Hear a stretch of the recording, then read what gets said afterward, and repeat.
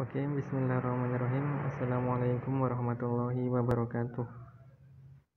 Kami dari kelompok 4 yang beranggotakan Bella Afina Putri Mahindra, Ahmani Amsukri, dan Marlin Dwi Ningtyas akan mencoba mempresentasikan hasil diskusi kami, yaitu tentang perjanjian perkawinan.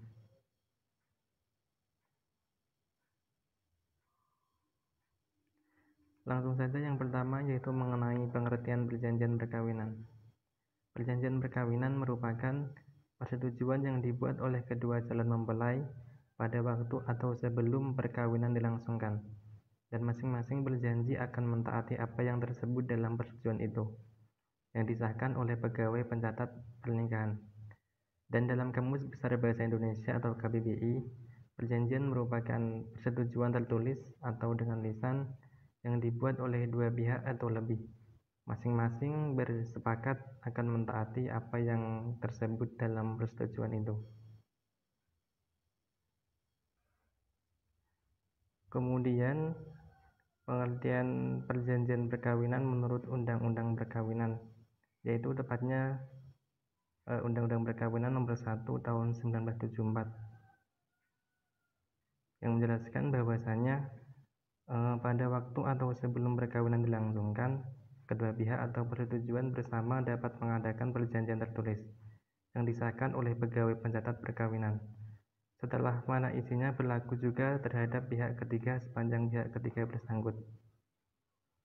Dan perjanjian tersebut tidak dapat disahkan bila mana melanggar batas-batas hukum, agama, dan kesusilaan.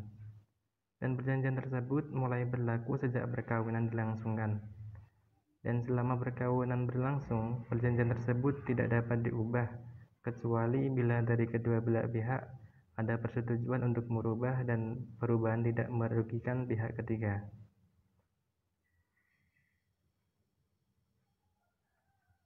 Sedangkan perjanjian perkawinan menurut KUH Perdata yaitu merupakan suatu persetujuan atau suatu perbuatan dengan mana satu orang atau lebih mengikatkan dirinya terhadap satu orang atau lebih.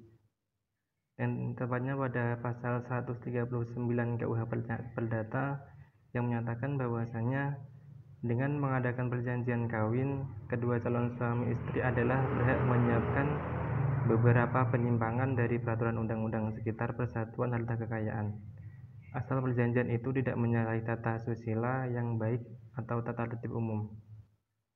Dan dalam aturan pasal 147 BW dinyatakan bahwasanya perkawinan harus dibuat sebelum perkawinan dilangsungkan, dan perjanjian perkawinan harus dibuat di hadapan notaris.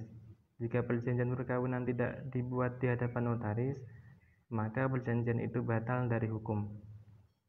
Untuk materi selanjutnya akan disampaikan oleh Saudari Marlin Dwi Ningtyas.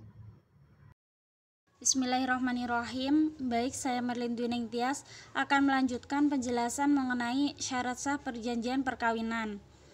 Nah, yang pertama itu menurut KHI ada 3 syarat sah perjanjian perkawinan, yaitu tidak menyalahi hukum syariah yang disepakati, harus sama ridho dan ada pilihan, dan harus jelas dan gamblang.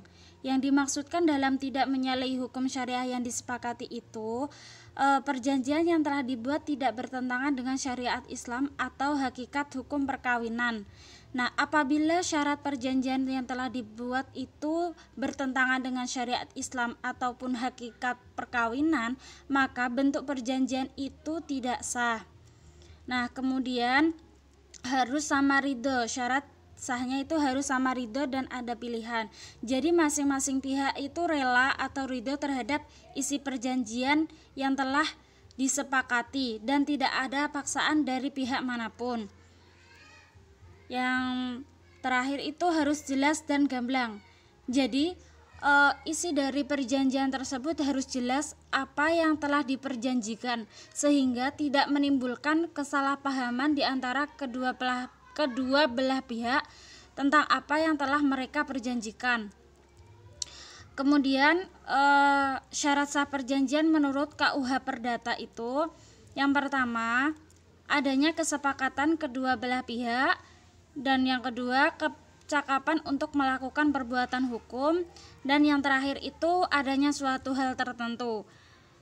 Yang dimaksudkan dalam adanya kesepakatan kedua belah pihak itu, jadi antara pihak satu dan pihak yang lainnya itu sudah sepakat dengan perjanjian yang telah mereka buat. Nah, kemudian yang dimasukkan dalam kecakapan untuk melakukan perbuatan hukum itu kecakapan untuk melakukan perbuatan hukum, di mana perbuatan hukum itu perbuatan yang menimbulkan akibat hukum.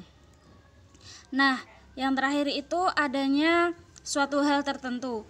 Jadi barang atau sesuatu yang telah menjadi objek suatu perjanjian yang telah diperjanjikan haruslah suatu hal atau barang yang cukup jelas, jadi tidak dipertanyakan lagi.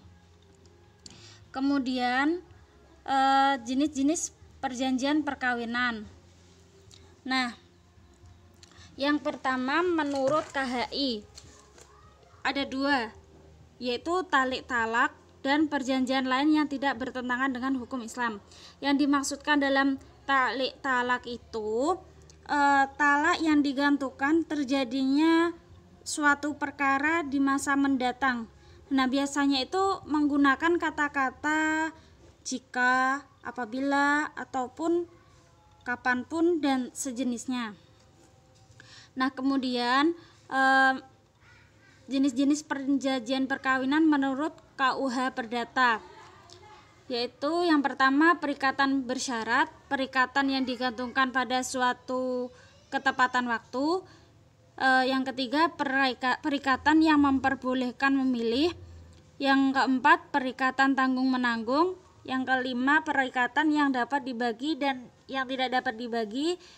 Yang terakhir yaitu perikatan dengan penetapan hukuman. Pemisah harta bersama. Pendapat pertama menyatakan bahwa hukum Islam tidak dikenal percampuran harta kekayaan antara suami dan istri karena perkawinan, kecuali adanya syirkah. Harta kekayaan istri tetap menjadi milik istri dan dikuasai sepenuhnya oleh istri tersebut. Demikian juga harta kekayaan suami tetap menjadi hak milik suami dan dikuasai sepenuhnya oleh suami.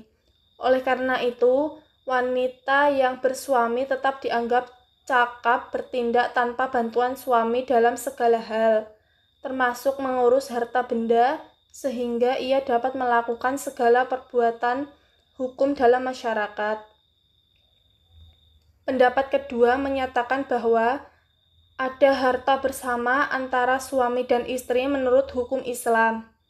Pendapat ini mengakui bahwa apa yang diatur oleh Undang-Undang Nomor 1 Tahun 1974 sepanjang mengenai harta bersama seperti dalam pasal 35, 36, dan 37 sesuai dengan kehendak dan aspirasi hukum Islam.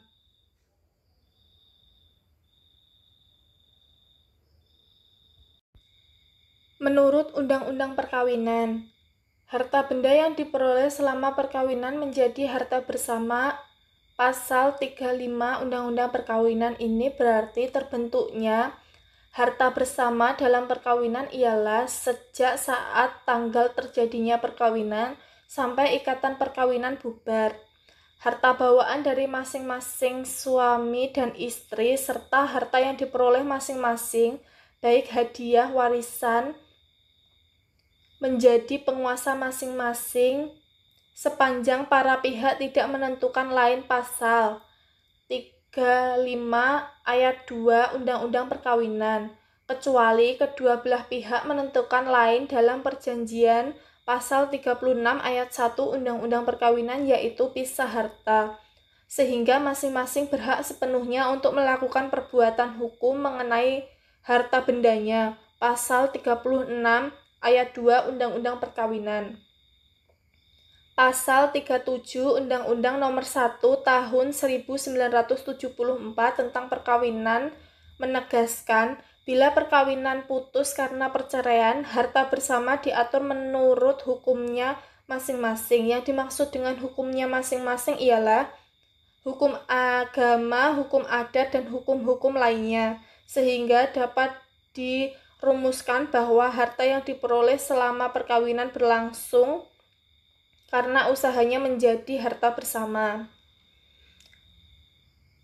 Menurut KHI, perjanjian percampuran harta pribadi dapat meliputi semua harta, baik yang dibawa masing-masing ke dalam perkawinan maupun yang diperoleh masing-masing selama perkawinan. Dengan tidak mengurangi ketentuan tersebut, pada ayat 1 dapat juga diperjanjikan bahwa percampuran harta pribadi hanya terbatas pada harta pribadi yang dibawa pada saat perkawinan dilangsungkan, sehingga percampuran ini tidak meliputi harta pribadi yang diperoleh selama perkawinan atau sebaliknya.